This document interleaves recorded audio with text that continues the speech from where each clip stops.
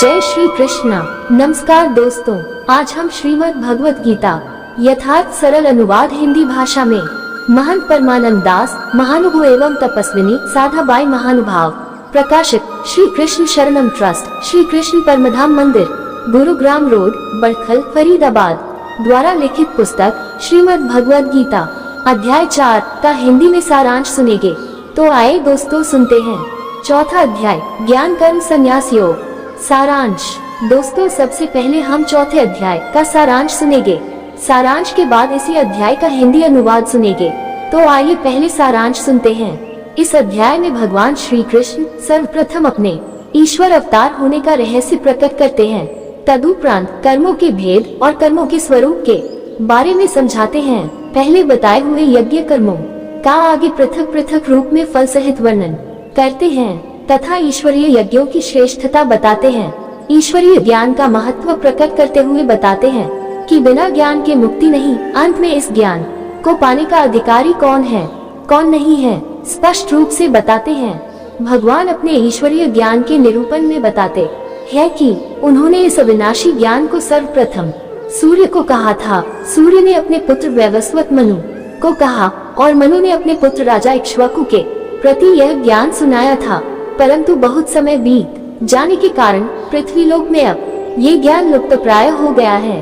अर्जुन के प्रश्न पूछने पर कि भगवान आपका जन्म तो अभी हाल ही में हुआ है और सूर्य का जन्म तो बहुत पुराना है। भगवान अपने अवतार लेने के रहस्य को खोलते हुए कहते हैं कि मैं अविनाशी और अजन्मा होते हुए भी और सब प्राणियों का ईश्वर होते हुए भी अपनी माया प्रकृति को अधीन करके उसके द्वारा निर्मित शरीर को धारण करके युग युग में प्रकट होता हूँ। सज्जन पुरुषों का उद्धार करता हूँ, पाप करने वालों का विनाश करता हूँ और धर्म की अच्छी तरह पुनः स्थापना करता हूँ। जो पुरुष मेरे दिव्य जन्म और दिव्य कर्म को तत्व से जान जाते हैं वे शरीर त्याग कर दोबारा जन्म मृत्यु को प्राप्त नहीं होते बल्कि मुझ ईश्वर को ही प्राप्त होते हैं। भगवान के दिव्य कर्म और दिव्य जन्म को तत्व से जानना चार नित्य और अनादि पदार्थों परमेश्वर, चेतन प्रकृति, जड़ प्रकृति और जीवात्मा को तत्व से जानना है, जिससे जीवात्मा संसार बंधनों से मुक्त होकर परमेश्वर को प्राप्त हो जाता है।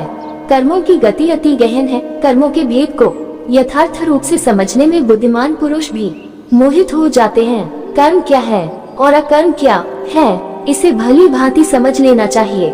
किस भाव से किया हुआ कौन सा कर्म या कर्म का त्याग मनुष्य के पुनर्जन्म रूप बंधन का हेतु है और किस भाव से किया हुआ कौन सा कर्म या कर्म का त्याग मनुष्य के पुनर्जन्म रूप बंधन का हेतु न बनकर मोक्ष का हेतु है। इस तत्व को समझने वाले मनुष्य के सभी कर्तव्य कर्म ममता, आसक्ति, फलेच्छा और अहंकार रहित केवल भगवत धाम या लोक संग्रह के लिए परमेश्वर की प्राप्ति करवाने वाले होते हैं। इसके अतिरिक्त कर्म में अकर्म को देखना और अकर्म में कर्म को देखना चाहिए, तभी कर्म बुद्धिमत्ता से किए जा सकते हैं। उदाहरणार्थ, यज्ञ, दान, तप आदि जितने भी कर्तव्य कर्म हैं, उन सब में आसक्ति, ममता, अहंकार और फलेच्छा को त्याग कर करने से कर्मों का नाश होता है, अन्यथा नहीं। इस रहस्य को समझ लेना ही कर्म में अकर्म को देखना है। इसी प्रकार कर्म करने योग्य, अकर्म न करने योग्य और विकर्म निषिद्ध कर्म, इन तीनों के स्वरूप को जानना चाहिए। किस भाव से, किस प्रकार से कौन सी क्रिया हुई है, ये जानना आवश्यक है, क्योंकि भाव के भेद से अकर्म भी कर्म में या विकर्म में बदल सकता है। इस तरह कर्मों को जानकर जो पुरुष कर्मों में आसक्ति, ममता, अहंकार, फलेच्छा और भोगों की सामग्री को त्याग कर तथा संसार से आशा रहित, आश्रय रहित और परमेश्वर में नित्य तृप्त होकर कर्म करता है, वह कुछ नहीं करता, न ही पापों को प्राप्त होता है और न ही कर्म बंधनों में बंधता है।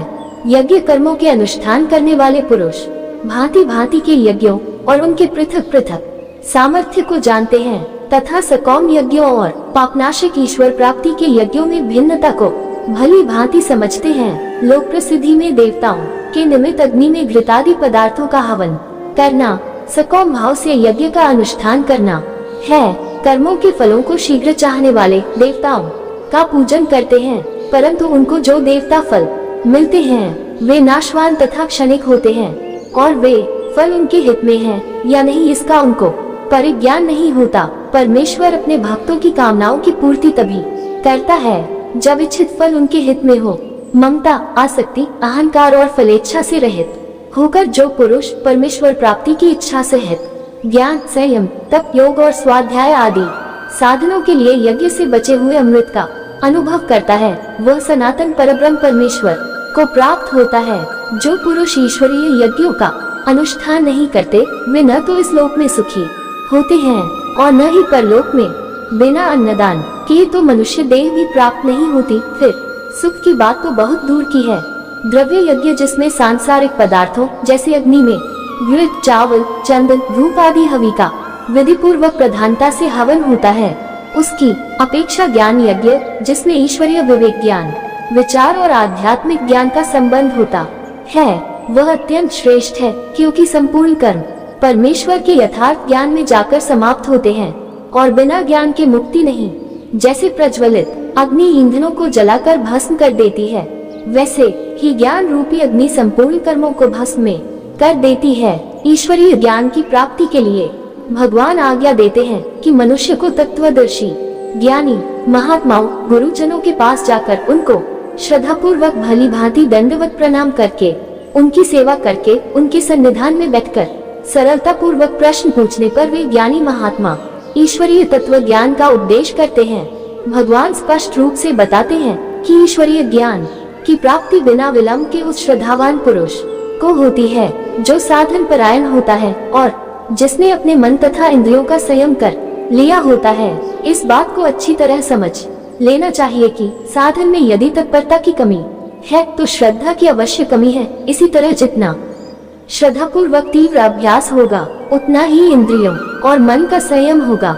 श्रद्धावान उसको कहा है जो परमेश्वर अवतार के वचनों पर प्रत्यक्ष की भांति विश्वास रखता है और उसे परमेश्वर की प्राप्ति की तीव्र इच्छा है। जो श्रद्धावान नहीं है, संशय युक्त और विवेकहीन है, वही ईश्वरीय ज्ञान की प्राप्ति का पात्र नहीं होता।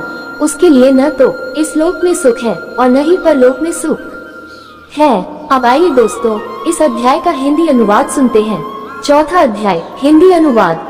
श्री कृष्ण भगवान बोले, मैंने अपने इस अविनाशी योग को सर्वप्रथम सूर्य से कहा था। सूर्य ने अपने पुत्र वैवस्वत मनु से कहा और मनु ने इसे अपने पुत्र राजा इक्ष्वाकु के प्रति कहा।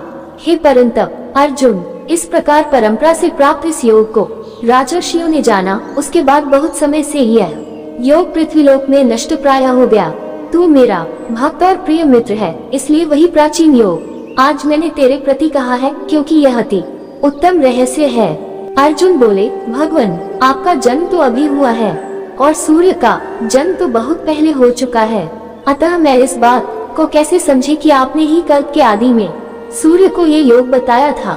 श्री कृष्ण भगवान बोले, हे परंतप अर्जुन, मेरे और तुम्हारे बहुत से जन्म हो चुके हैं। उन सब जन्मों को तू नहीं जानता, किंतु मैं जानता हूँ। मैं अजन्मा अविनाशी स्वरूप तथा समस्त भूत प्राणियों का ईश्वर होते हुए भी अपनी प्रकृति माया को अधीन करके अपनी माया शक्ति से प्रकट होता हूँ। हे भारत, जब जब धर्म की हानि होती है और अधर्म बढ़ता है, तब तब ही मैं अपने आप को साकार रूप से लोगों के सम्मुख प्रकट करता हूँ। साधु पुरुषों का उद्धार, दुष्टों का विनाश तथा धर्म की पुनः संस्थापना करने के लिए मैं युग युग में प्रकट होता हूँ।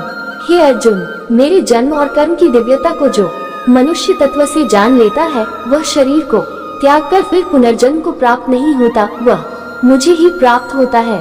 पहले भी मेरे बहुत से भक्त जिनके राग, भय और क्रोध सर्वथा नष्ट हो गए थे, जो मुझ में अनन्य भाव से प्रेम पूर्वक स्थित रहते थे और जो मेरे आश्रित थे, इस उपर्युक्त ज्ञान रूप तप से पवित्र होकर मेरे स्वरूप को प्राप्त हो चुके हैं।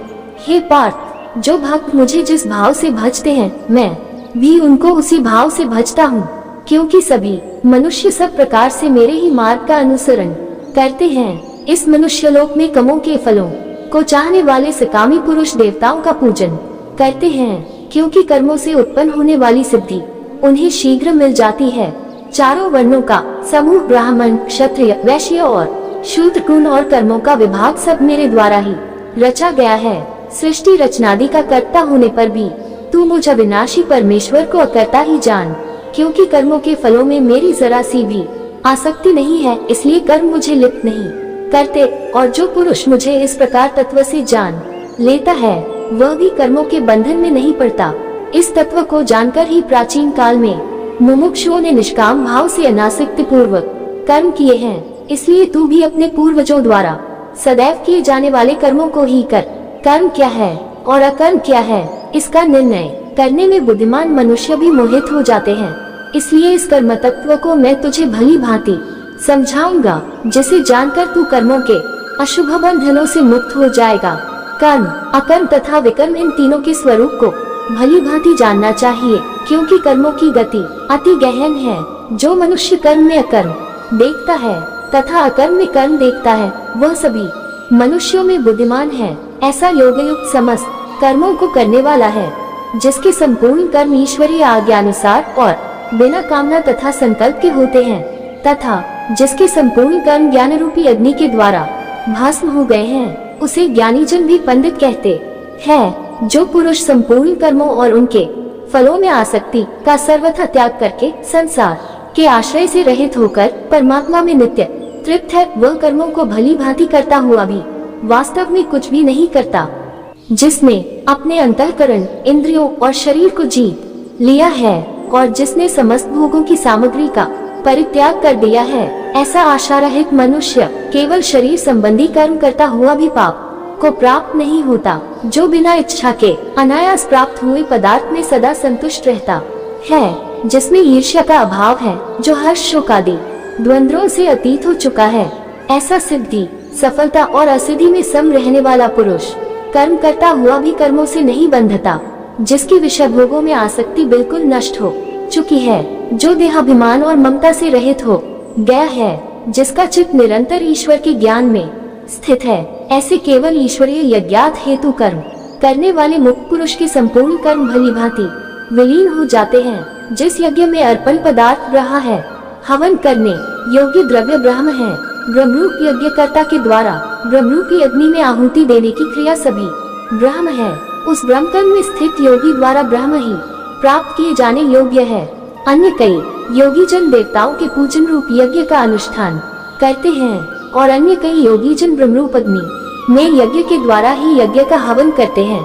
कुछ योगी श्रोत्रादि समस्त इंद्रियों का संयम रूप अग्नि में हवन किया करते हैं और अन्य योगी शब्दादि समस्त इंद्रियों के विषयों का इंद्रिय रूप अग्नि में हवन किया करते हैं। अन्य योगी इंद्रियों की सभी क्रियाओं और प्राणों की समस्त क्रियाओं को ज्ञान से प्रकाशित आत्म संयम योग रूप अग्नि में हवन करते हैं।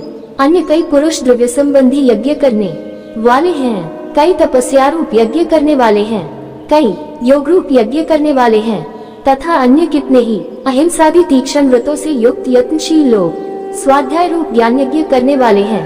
कुछ अन्य योगी अपान वायु में प्राण वायु को हवन करते हैं, कुछ प्राण वायु में अपान वायु को हवन करते हैं और कुछ अन्य नियमित आहार करने वाले प्राणायाम परायण पुरुष प्राण और अपान की गति को रोककर प्राणों का प्राणों में ही हवन करते हैं। ये सभी योगी यज्ञों द्वारा पापों का नाश कर देने वाले हैं और यज्ञों को भली भांति जानने वाले हैं। हे कुरुश्रेष्ठ, जो ईश्वर निमित्त यज्ञ करके उससे बचे हुए अमृत का सेवन करते हैं, वे पुरुष सनातन परब्रह्म परमात्मा को प्राप्त होते हैं। यज्ञ न करने वाले के लिए तो इस लोक में भी सुख नहीं, फिर परलोक में सुख कैसे हो सकता है। इसी तरह और भी अनेक प्रकार के यज्ञ वेद की वाणी में विस्तार पूर्वक कहे गए हैं। उन सब यज्ञों को तू मन, इंद्रियों और शरीर की क्रिया द्वारा संपन्न होने वाला जान। इस प्रकार कर्मों और यज्ञों को तत्व से जानकर निष्काम भाव से ईश्वरीय यज्ञ के अनुष्ठान द्वारा तू कर्म बंधनों से सर्वथा मुक्त हो जाएगा। है परंतप अर्जुन, द्रव्यमय यज्ञ की अपेक्षा ज्ञान यज्ञ अत्यंत श्रेष्ठ है, क्योंकि संपूर्ण कर्म ज्ञान में जाकर ही समाप्त होते हैं। इस ज्ञान को तू तत्वदर्शी ज्ञानियों या गुरुजनों के पास जाकर समझने का प्रयास कर। उनको भली भांति दंडवत प्रणाम करने से, सेवा करने से तथा छल और कपट की त्याग कर सरलता पूर्वक प्रश्न करने से वे परमात्मा तत्व की भली भांति जानने वाले ज्ञानी महात्मा तुझे तत्व ज्ञान का उपदेश देंगे, जिस ज्ञान को जानकर पुनः तू इस प्रकार मोह को प्राप्त नहीं होगा।